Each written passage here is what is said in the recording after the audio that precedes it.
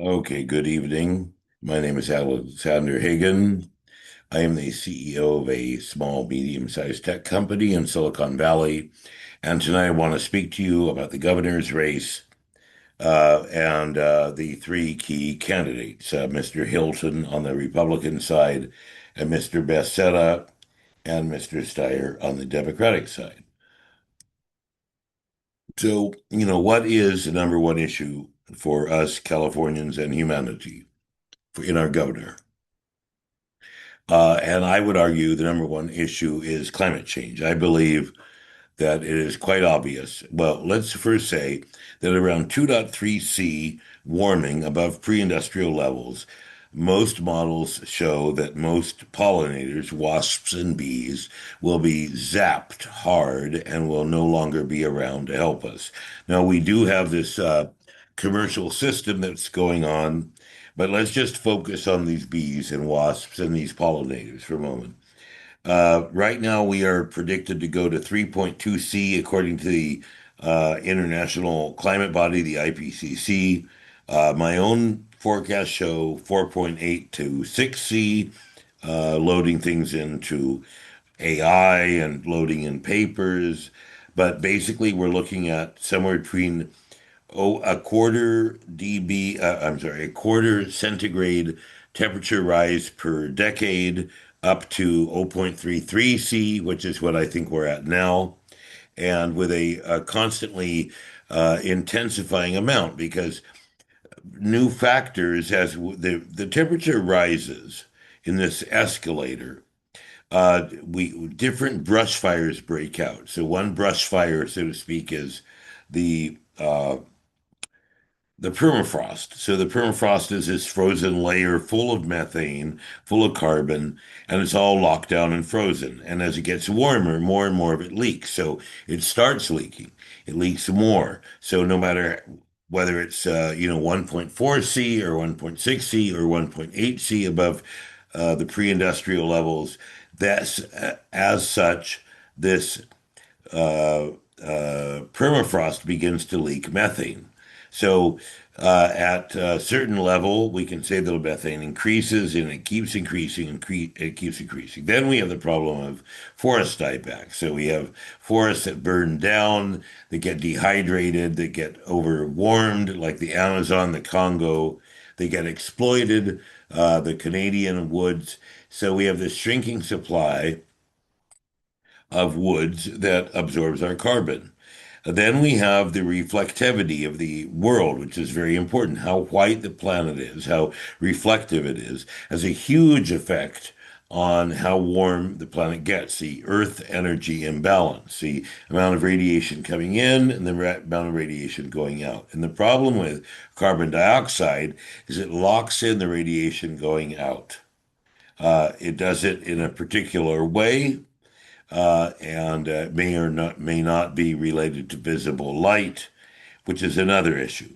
So we also have, as Greenland shrinks, as Antarctica shrinks, as the glaciers shrink, these white spaces turn to darker colors. The sea darkens. Everything is darkening. Not everything, but the majority of the world has a tendency towards darkening in a heating scenario. And that also is like a brush fire. It means that we are heating just from the imbalance in reflectivity, and the less reflective surfaces, such as glaciers and Greenland and the Arctic and the Antarctic, the quicker the planet heats up. So Steyer understands this and has been, the I was leaning towards Porter when this election started, but I knew that Steyer had been a staunch advocate for the environment and likely understood at a deep technical level. Because what I'm talking about is just scratching the surface of climate change. Climate change is really asking folks to understand ecosystems, to understand reproductivity of wild species.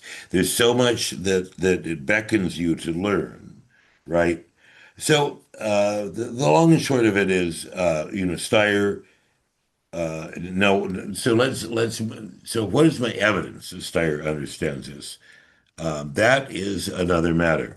Steyer has put his own money, millions and millions of dollars, into stopping oil company initiatives in California. He wants to break up the utilities. And that's a whole nother story about the incredibly sick relationship we have between our Public Utilities Commission and the utilities themselves. I mean, I know friends who go between PG&E and the Public Utilities Commission, back and forth and back and forth. It's incredible that the regulated entity is allowed to hire people that come out of the regulator body. Uh, so uh, so we've got that aspect of it. He wants to break these utilities up. And another thing is, so we are paying quadruple the price of electricity that I was paying in 2018, 2019. And I was paying 10 cents a kilowatt hour at night. Now I'm paying 30 cents a kilowatt hour at night. Tripling.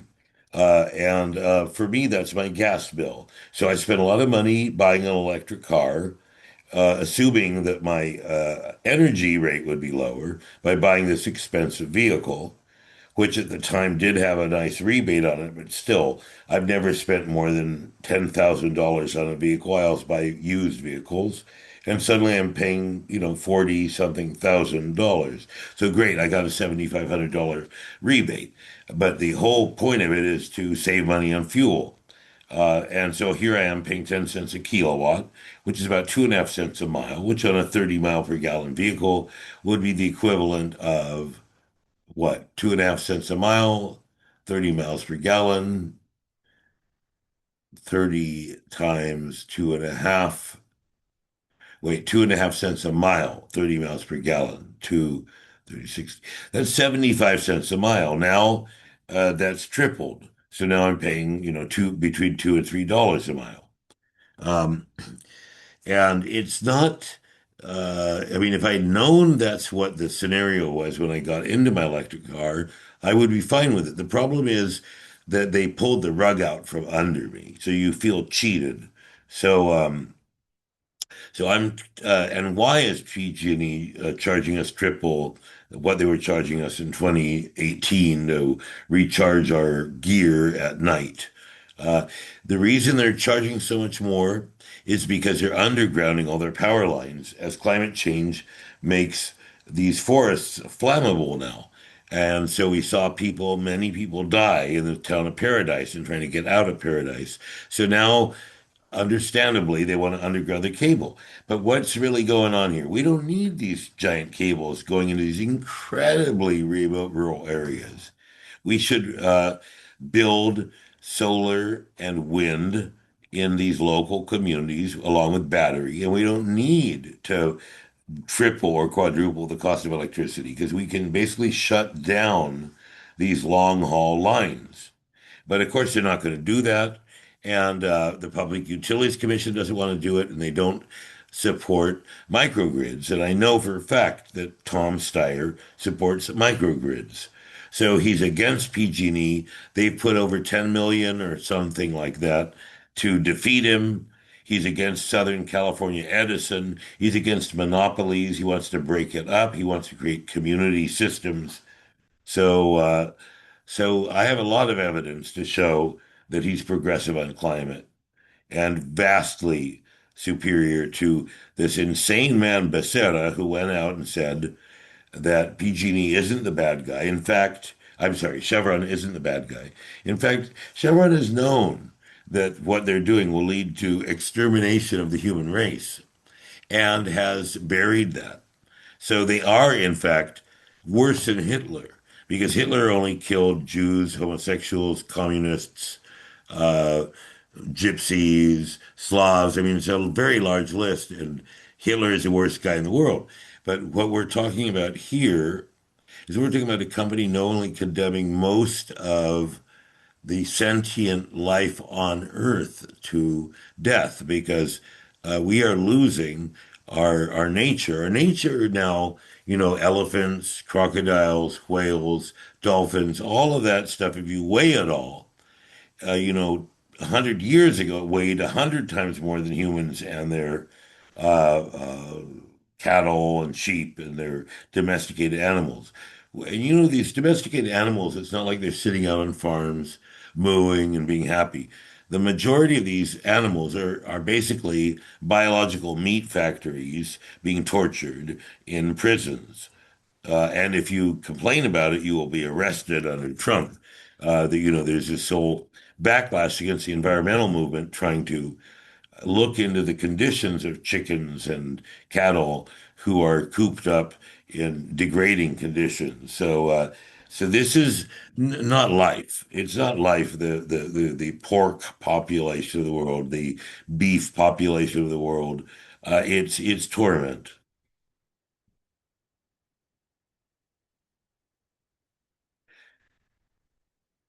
So what we're talking about is the loss of nature and the rise of human and human raised calories. So let's move on. What I've talked about is, you know, Javier Becerra saying that Chevron is not the enemy, and I'm saying that they knew they were extinguishing life on Earth all this time, the top people, and covered it up, and that's worse than Hitler because it affects every class of animal, every class of human. We're all going to suffer horrendously, whereas with Hitler, they were targeted groups. So it's more horrific in the hatred of Hitler, but it's more horrific in the sheer scale of devastation of people that knew about climate change and did nothing about it. So let's move on to healthcare. So we have the Nurses Association endorsing Steyer, and we have the uh, California, Medical Association endorsing Becerra because they don't want their fees to go down. And if medicine was less well remunerated, we would have less people going into medicine that are narcissists. And if any of you have had the experience of going to some of these doctors, oh, yes, this one's nice, but you come in contact at least a third of the time with these sort of rock star uh, physicians. They were educated at the top universities, they're making $400,000 a year. And so I do have no truck with the Doctors Association opposing universal health care because the cost of health care for me as a small businessman is very intense. Sometimes I struggle with these monster payments I have to give to Kaiser to keep our company going. So obviously, as a small businessman, I would have a huge improvement in my business's performance if the state provided health care to every person as a human right. And Becerra is supported by the people that will benefit if we don't create universal health care. Now, what's the arguments about this? So you can look up yourself. Look up ranking of countries by healthcare satisfaction, healthcare cost per person, and you'll find that most countries like Switzerland, Germany, Canada, South Korea, Japan, they're paying around $5,000, $6,000 per person, 4,000 per person to provide free total health care, everything you need for their populations. And what are we doing? Well, a good third of our population has tremendous problems getting access to the health care that they would really need to fully operate, whether it's their teeth or it's something more complex. So we all know that about a third of Americans have problems with health care, perhaps greater than that. And then those of us who do have health care may have large premiums. And we may also find a system that is looking at minimizing how much money they have to spend on us, which is, in other words, near termism. So if you have a national healthcare system, you're going to be interested in how's this person doing in 5, 10, 20 years? But if you have a private system, you may be looking at next quarter's results. So you may be very short-term oriented towards your client outcomes because you are dealing with a public company, for example. So Steyer is endorsed by the nurses. He's endorsing universal health care. Becerra is endorsed by the doctors, and he won't go that far. So we've dealt with now what's next? Let's say, just for the heck of it, education is next. California, we have Silicon Valley. We have a lot of industries down in LA as well. Then we have this amazing in California, this amazing agricultural breadbacks, the Central Valley, the coast, Monterey, Salinas, Brussels sprouts, artichokes, where I live, everything imaginable, almonds, cherries. So, California is an agricultural powerhouse. The Bay Area is a technological powerhouse. Southern California has been a aviation and military industrial and, of course, film industry powerhouse.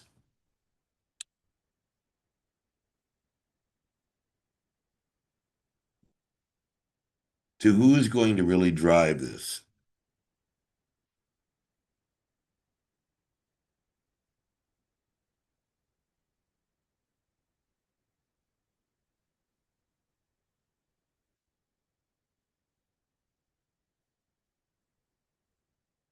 Well, Hollywood has endorsed the actors unions have endorsed Steyer. Um, so you see, then people complain that he's a billionaire. And I've got to confess here, I'm a democratic socialist. I'm an egalitarian. I believe in the equality of all people, the equality of women, the equality of minorities. But I will say that I listened. I would suggest you listen to Steyer's town hall on KQED, which was a couple of days ago. I wish I could have gone there myself because nobody had a good question about climate change, which is really the number one issue. But be that as it may, uh, Tom Steyer had this town hall at KQED.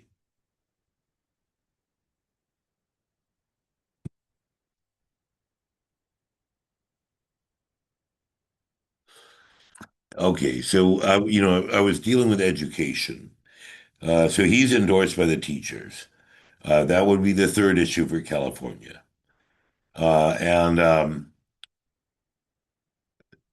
what he's done is he's worked on closing a loophole in Proposition 13 to fat cats and then direct that money to education, which I don't know if I mentioned this previously during this session, but uh, we have a problem in this country where specific districts, zip codes, census blocks, what have you, they put their money in for their schools through their property taxes, and then the rich schools have much more money per pupil. And clearly that's ridiculous. It's against, if you read Thomas Paine and Adams and Jefferson and these people, or you have your own conscience, it's absurd that wealthy school districts would be allowed to keep their money to themselves. And then in the case of Finland, they have one of the best outcomes because they don't allow any private school at all. So everyone has to go to these institutions. So all the money is focused on them. So I would be inclined to ban private schools, ban them or not. Steyer is endorsed by the teachers union. He has a plan to greatly increase funding per school by closing loopholes in Proposition 13. So, these are three key issues. There's a lot more we could go through, but I wanted to set myself on the record that Steyer is vastly better than Becerra. And I'm not going to get into Hilton because his worldview is so different from mine that I would assume that you wouldn't even consider him. But if you're going to vote hard right, vote for Bianco. That way, we have a chance to push Steyer through to the finish line. Um, and I don't mean to be flip about that, but I don't really have a good argument for Hilton supporters unless you're concerned about healthcare, you're concerned about the environment, and you're concerned about the incompetence and corruption of Becerra previously. And my confession is listening to Steyer in his KQED interview, a guy who went from, you know, going to a great school like an Ivy League, starting his own hedge fund, raising the initial money from nothing, and then growing it to a 20 billion fund, and then listening to him talk. I mean, this guy is somebody who has not fucked things up, um, for his investors, for his planning. Overall, his investment decisions and his discipline have worked out for his anybody who would have put money into his fund. And as a businessman, as well as a democratic socialist, I think that's okay. I believe that a billionaire who can come in and introduce progressive policies is a first step. Obviously, there's a later step where we create a society where we do not have billionaires. But right now, we have so many problems that I don't think it's an issue that Tom Steyer is a billionaire. I think getting more billionaires to defect and help us in creating a more equal society might be the phase in the revolution that we're in. So thank you for listening, and good night and good luck.